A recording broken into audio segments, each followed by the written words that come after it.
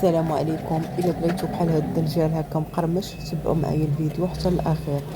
عندي 3 دنجالات غادي نحيد لهم هذاك الراس ديالهم، وغنخلي غنحيد غير الوريقات، وغنخلي هذيك الراس ملي كنشدوهم غادي نحطهم فوق البوطه حتى يتشواو مزيان.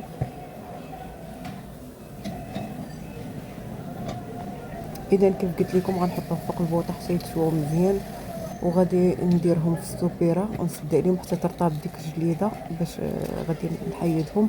ملي غادي يرطبوا غادي نحيد غير الجلده الكحله بلا ما نغسلو ما والو. كيف كتشوفوا هنايا صافي غنحاول نقيها، تحاولوا تنقيوها بلا ما تقربوا ليها لا ما لا والو حتى يبقى معكم بحال هكا. وكديروا فيه فليحات بحال هكا 3 ولا 4 على حسب الكبر ديال الدنجاله اللي عندكم. كيف كتشوفوا بحال هكا غناخد بول غندير فيه 2 بيضات، معلقه ديال التحميره المدخنه، معلقه ديال الثومه بودره، شويه الملحه، شويه الكمون، وغادي نطرب مزيان.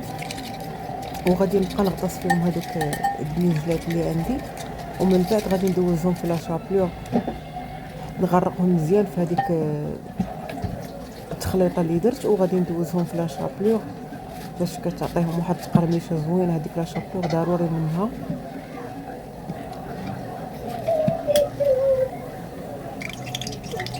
الزيت اللي غتقلى فيه يكون مسخن مزيان. كيف كتشوفوا غير كتحطوها